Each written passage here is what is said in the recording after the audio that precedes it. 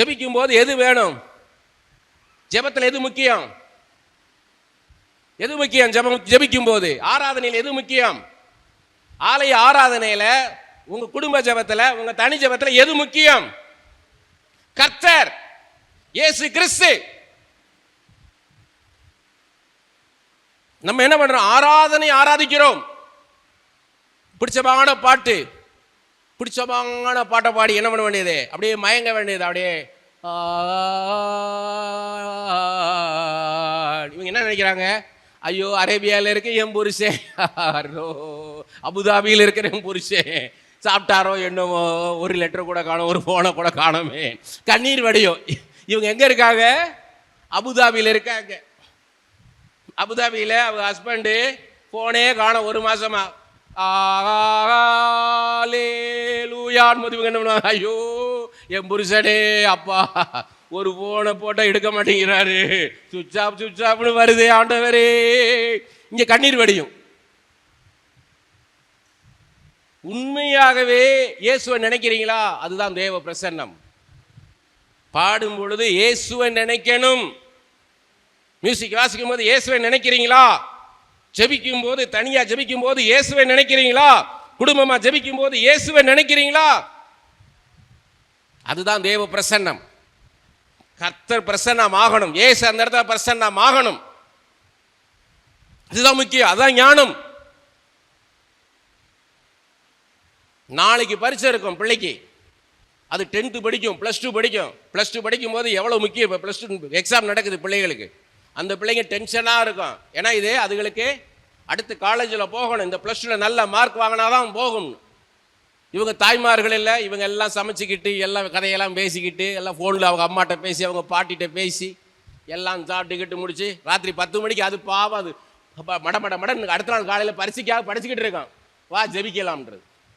ராத்திரி 10 மணிக்கு போய் அந்த பிள்ளைய வா ஜெபிக்கலாம். அந்த பிள்ளை, அம்மா நிறைய படிக்க வேண்டியிருக்குன்னு, நீ ஜெபிக்க வரலன்னா நீ ஃபெயில் ஆகிடுவேன். இந்த பிள்ளைக்கு இன்னும் டென்ஷன் ஆயிரும். இப்போ ஜெபிக்க போலேன்னா என்ன ஆயிரும்? ஐயோ ஃபெயில் ஆகி போயிடுவேன். அந்த பிள்ளை உட்காந்துருமா? அப்போதான் இவங்க இல்லை, ஆண்டவரே நான் மணிப்பூருக்காக நான் ஜெபிக்கிறேன், ஆண்டவரே.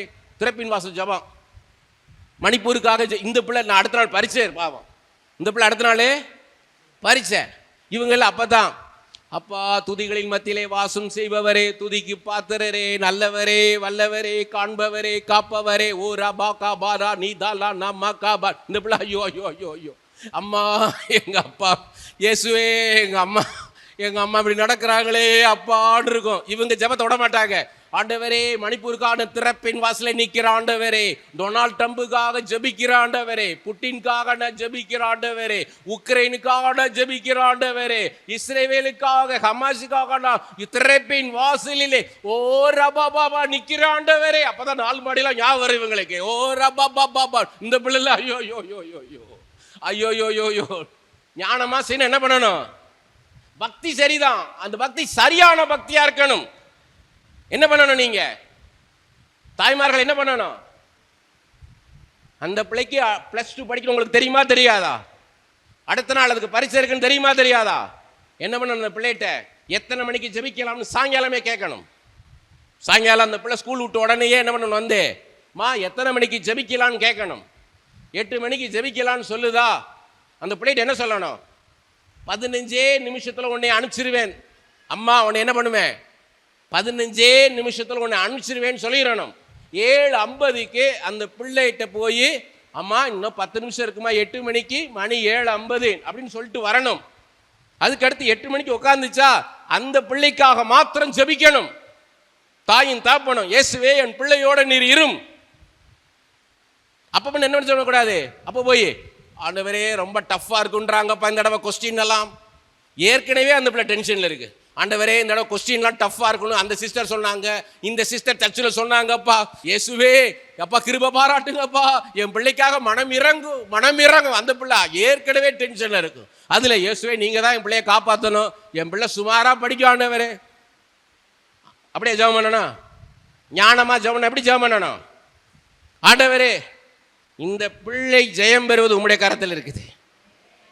குதிரை யுத்த நாளுக்கு ஆயத்தமாக்கணும், ஜெயமோ கத்தால் வரும். இந்த பிள்ளை பரீட்சை எழுதுறது அந்த கையில் இருக்குது. உம்முடைய ஞானம், அறிவு, புத்தி இந்த பிள்ளைகளை நீ தந்திருப்பதற்காக நன்றி. நல்ல தைரியமா என் பிள்ளை எழுதணும் ஐயா. நீர் என் பிள்ளையோட இரும் ஏசையா, நீர் என் பிள்ளையோட இரும். நாளைக்கு பரீட்சை எழுதும் போது என் பிள்ளை பயப்படக்கூடாது.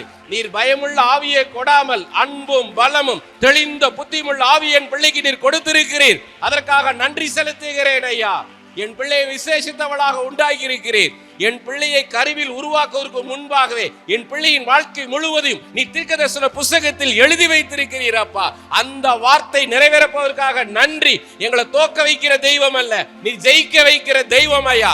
என் பிள்ளை தெளிந்த புத்தியோடு எழுத போவதற்காக நன்றி.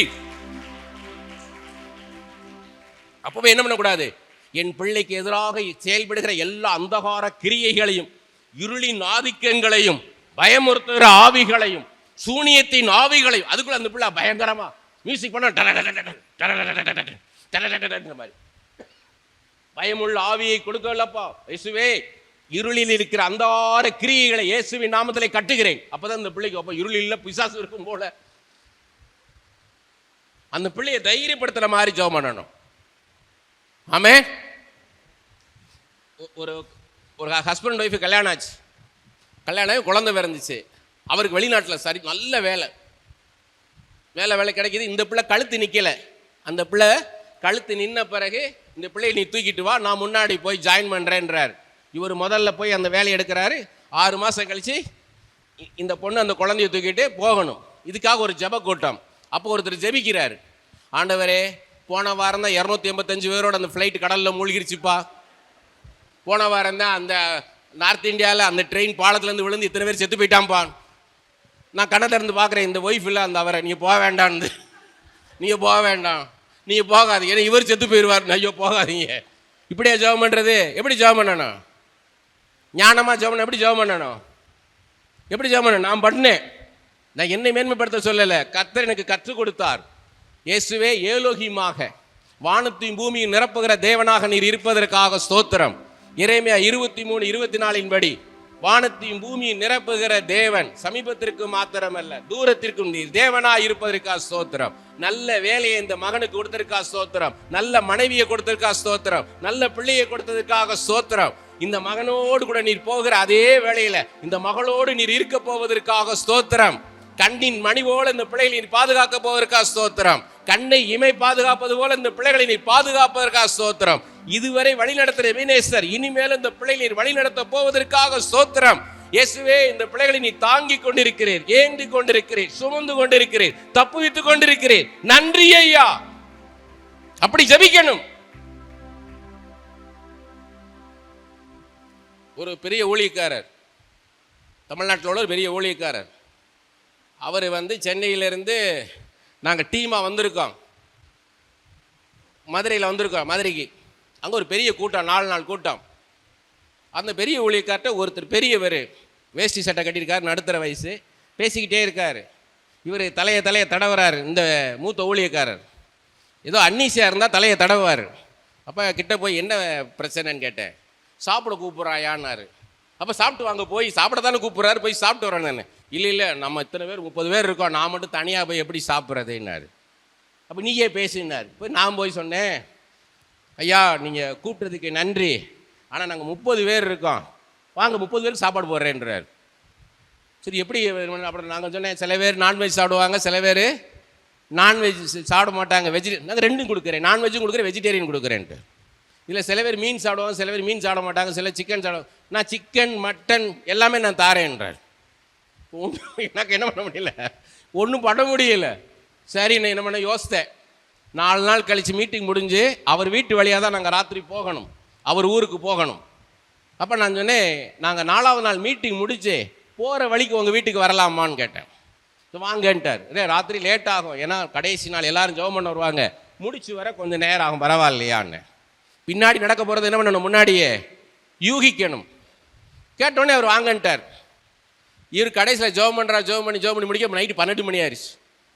ராத்திரி 12 மணிக்கு போகிறோம். அந்த வீடு பார்த்தீங்கன்னா அரண்மனை மாதிரி இருக்குது, ஒரு யானையே போகலாம், அவ்வளோ பெரிய கதவு திறந்து உள்ளே போனால் ஒரு 50 பேர் அட் அ டைம் உட்காந்து சாப்பிடலாம். அவ்வளோ பெரிய டைனிங் டேபிள், சுற்றி வர ஏசி ஓடுது, எல்லாம் சும்மா ஆவி பறக்க, அவ்வளவு சாப்பாடு. எல்லாம் போய் வரிசையாக நின்றுட்டோம். அப்போ நான் ரட்சிக்கப்படலை, எனக்கு அபிஷேகம் கிடையாது. நான் அந்த ஊழியக்காரோட போயிருக்கிறேன். அவர் என்ன பண்ணார், அப்படியே பார்த்தாரு, எல்லாரையும் பார்த்தாரு. பார்த்துட்டு ஒரு பையனை, ஸ்டீபன் நீ ஜெபம் பண்ணுப்பான்னாரு. அவன் காலையில் ஜெபத்தை பண்ண மறந்தான் போல. அப்பா அந்த காலை வேலைக்காக ஸ்தோத்திரம் பண்ணுறான். காலை வேலைக்காக ஸ்தோத்திரப்பா, கடந்த இரவெல்லாம் கண்ணின் மணி போல பாதுகாத்தீரப்பான்றான்.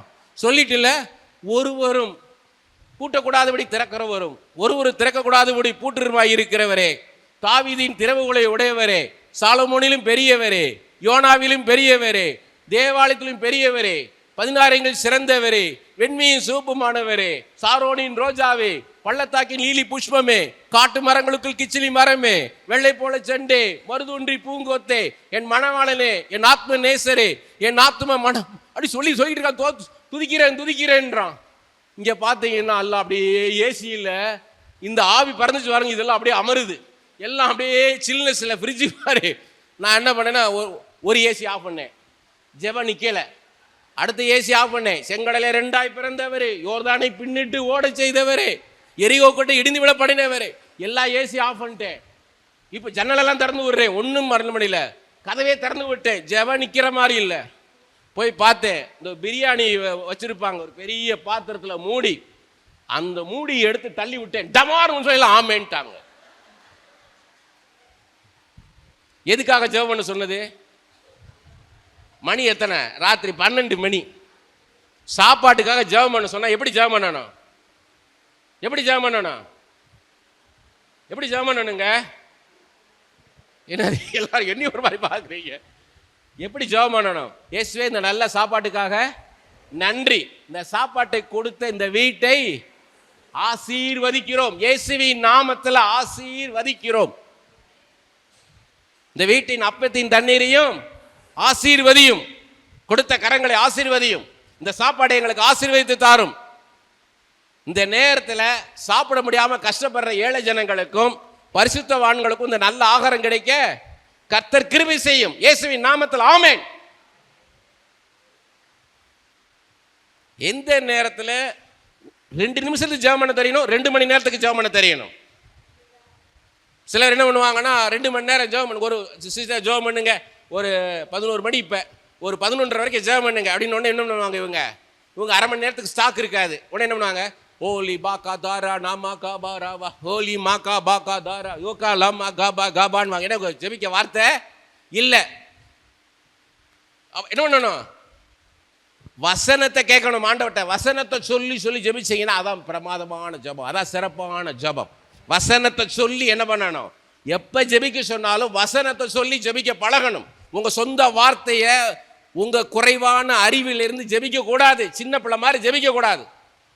ஒரு பார்த்தீங்கன்னா சில வீட்டுகளை போனீங்கன்னா அவங்க பையனை பெரிய பேசுவாங்க, அப்படியே நட்ட முழங்காலில் நிற்பான் பிரதர். ஜெபம்னா அப்படி நட்ட முழங்காலில் நிற்பான் பிரதர், மணிக்கணக்காக நிற்பான் பிரதர்.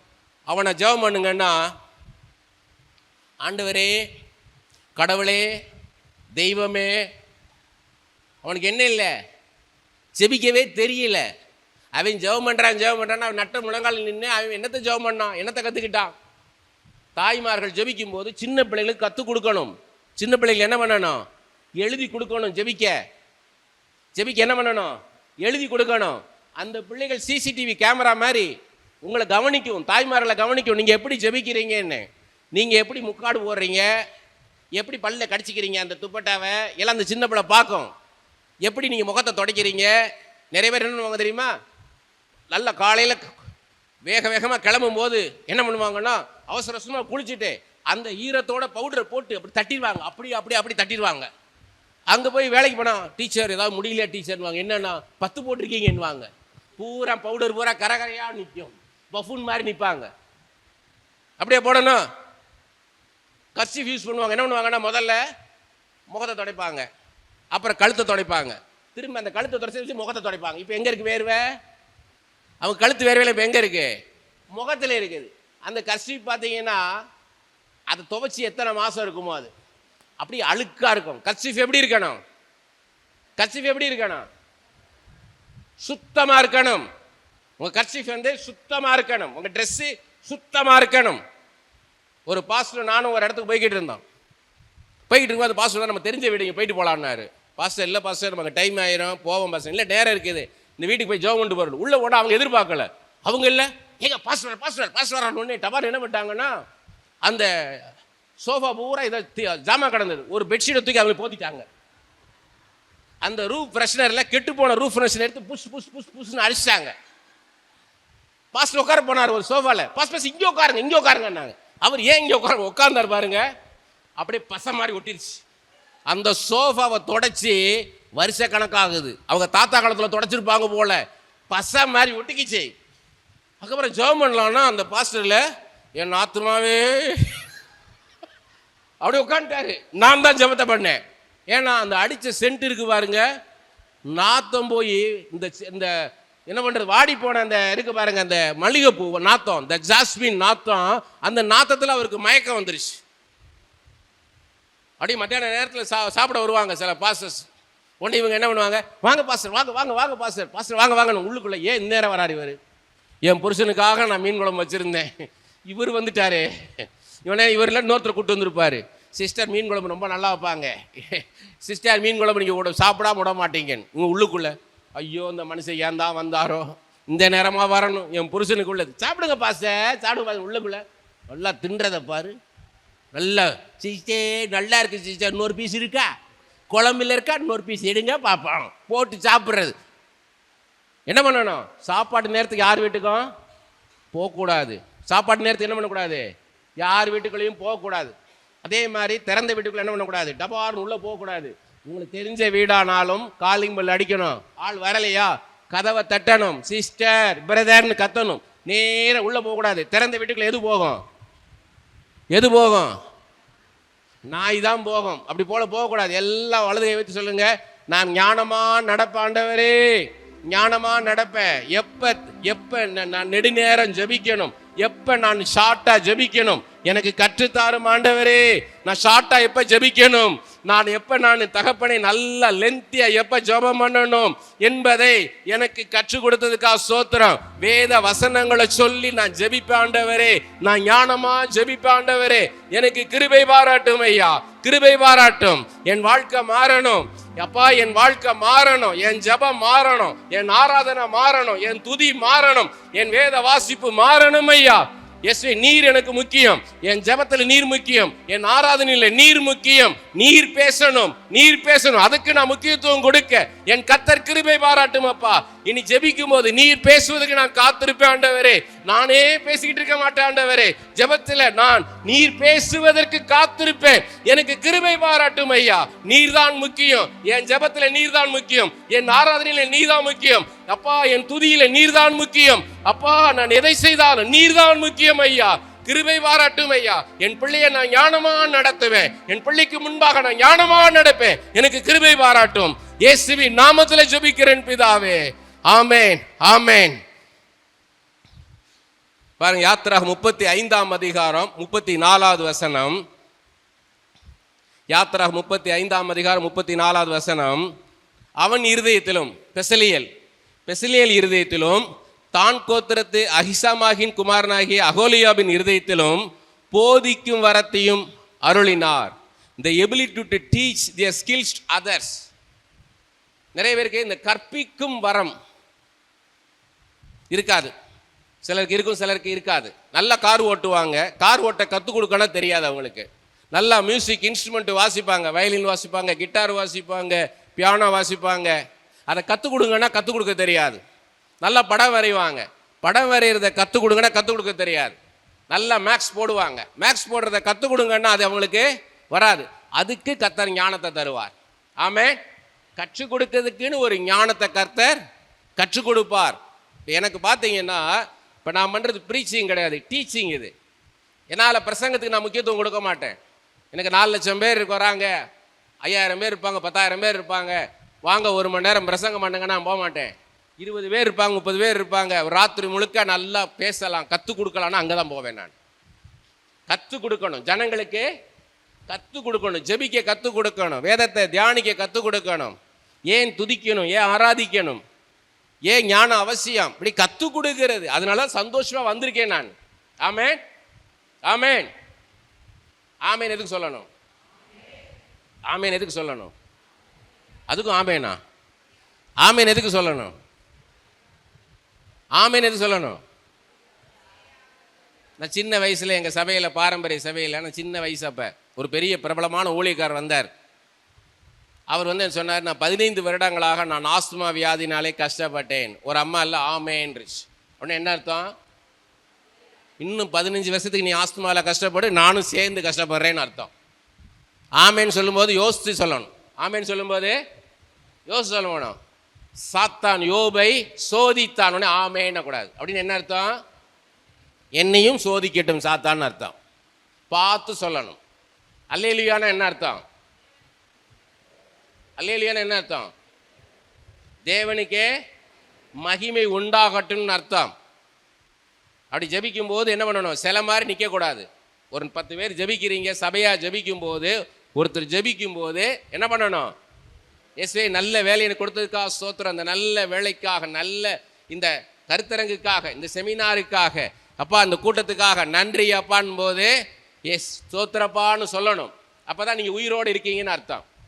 அப்போ தான் நீங்கள் உயிரோடு இருக்கீங்கன்னு அர்த்தம். மற்றவங்களை உற்சாகப்படுத்தணும், கூட இருக்கிறவங்கள உற்சாகப்படுத்தணும்.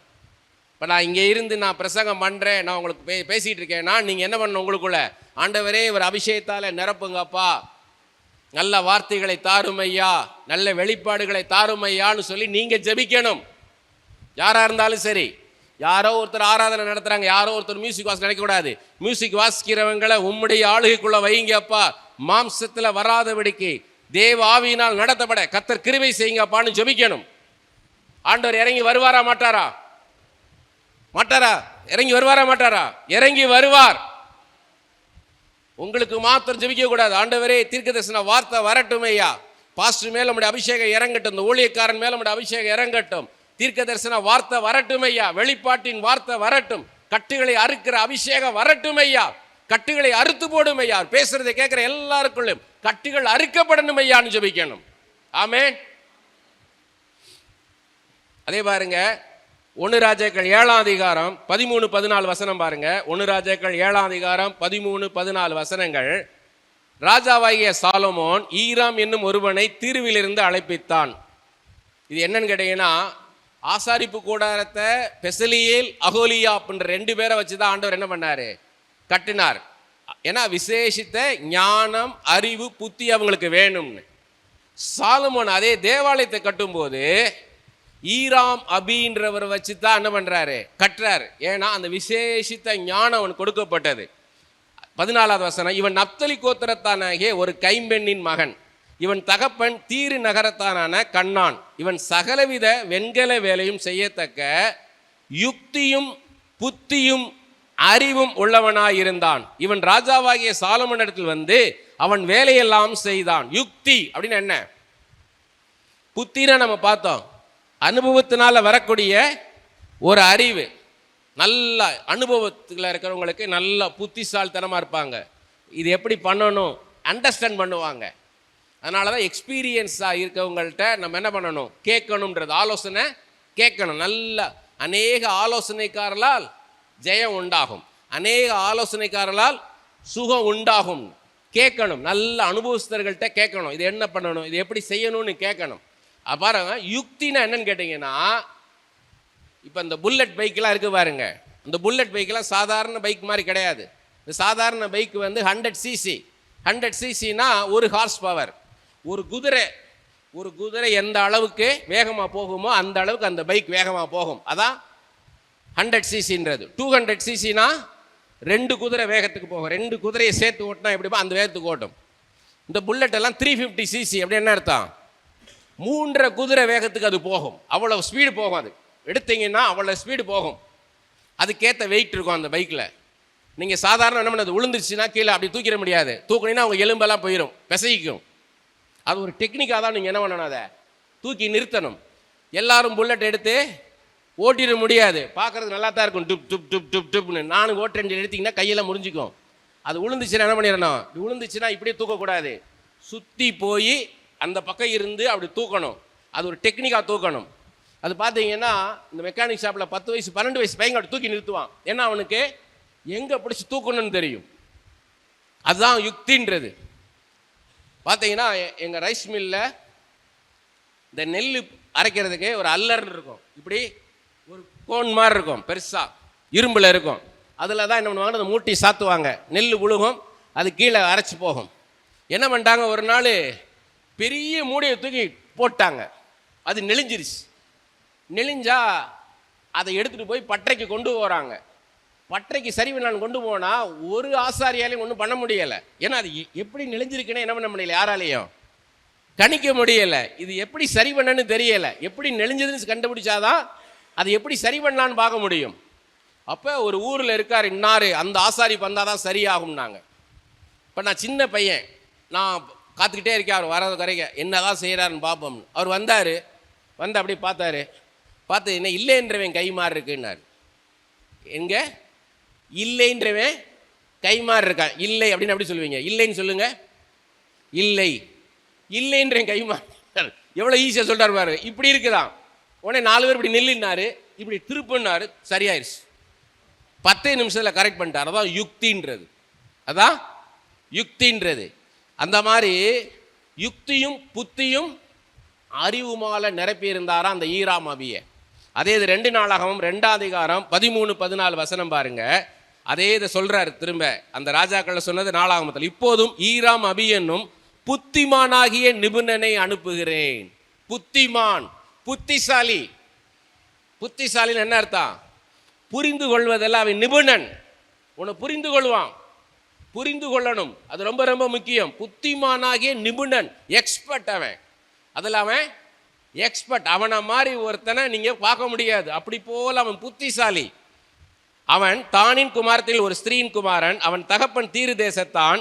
அவன் பொன்னிலும் வெள்ளியிலும் வெண்கலத்திலும் இரும்பிலும் கற்களிலும் மரங்களிலும் இரத்தாம்பர நூலிலும் இளநுழ நூலிலும் மெல்லிய நூலிலும் சிவப்பு நூலிலும் வேலை செய்யவும் சகலவித கொத்து வேலை செய்யவும் என்னென்ன செய்ய வேண்டும் என்று அவனுக்கு சொல்லப்படும்போ அவைகளையெல்லாம் உம்மிடத்தில் உள்ள நிபுணரோடும் உம்முடைய தகப்பனாகிய தாவீது என்னும் என் ஆண்டவனின் நிபுணரும் கூட யூகித்து செய்யும் அறிந்தவன். எவ்வளோ பெரிய பாருங்க. மர வேலையாக இருந்தாலும், உலோகத்தில் செய்யணும் சரி, துணியினால் செய்கிற எந்த வேலையினாலும் அவன் நிபுணன். ஆமே. அப்படி போல் நம்ம வரணும், அப்படி போல் நம்ம வரணும். எனக்கு இது வராது, எனக்கு அது வராதுன்னு சொல்லக்கூடாது. எனக்கு இதுதான் செய்ய வரும், அதுதான் செய்ய வரும்னு சொல்லவே கூடாது. நம்மளை எப்படி எடுத்து பயன்படுத்துவார்னு ஆண்டவருக்கு தெரியும். ஆமேன். எல்லாரும் வலது கையை உயர்த்தி, இயேசுவே என்னால் கூடாத காரியத்தையும் உம்முடைய ஞானம் அறிவு புத்தியை கொடுத்து என்னை விசேஷித்த ஞானம் உள்ளவளாக, விசேஷித்த ஞானம் உள்ளவனாக உம்மால பயன்படுத்த முடியும் ஆண்டவரே. இயேசுவே எனக்கு இந்த ஞானம் வேணும் ஐயா, இந்த புத்தி வேணும், இந்த அறிவு வேணும். இப்படி போல எனக்கு யூகிக்கணும், யோசிக்கணும், வினோதமான வேலைகள் நான் செய்யணும். இயேசுவே எனக்கு கிருபை பாராட்டும். விசித்திரமான வேலை, வினோதமான வேலை என்ன செய்யணும் ஆண்டவரே. எல்லாரையும் போல பாடணும், எல்லாரையும் போல ஜெபிக்கணும்னு இருக்கக்கூடாது ஐயா. எல்லாரும் போல மீன் குழம்பு வைக்கணும்னு இருக்கக்கூடாது, எல்லாரையும் போல ரசம் வைக்கணும்னு இருக்கக்கூடாது ஐயா. எல்லாத்தையும் நான் ஸ்பெஷலா செய்யணும் ஐயா. இயேசுவே எல்லாத்திலையும் நான் எக்ஸ்பர்ட்டா இருக்கணும் ஐயா, நான் நிபுணனா இருக்கணும். எனக்கு கிருபை பாராட்டுங்கப்பா. நல்ல ஞானமாக நான் ஜெபிக்கணும், ஞானமாக நான் என் குடும்பத்தை நடத்தணும். எனக்கு அந்த கிருபையை தாரும் ஐயா, தாரும் ஐயா. இயேசுவே இந்த நாள் முதல் நான் எல்லாவற்றையும் யோசித்து யூகித்து பின்னாடி நடக்க போற காரியத்தையும் நான் யூகித்து செய்யணும் ஐயா. யோசித்து செய்ய எனக்கு கிருபை பாராட்டும். இயேசுவின் நாமத்திலே ஜெபிக்கிறேன் பிதாவே, ஆமேன். கரங்களை தட்டி கர்த்தரை மகிமைப்படுத்துவோமா?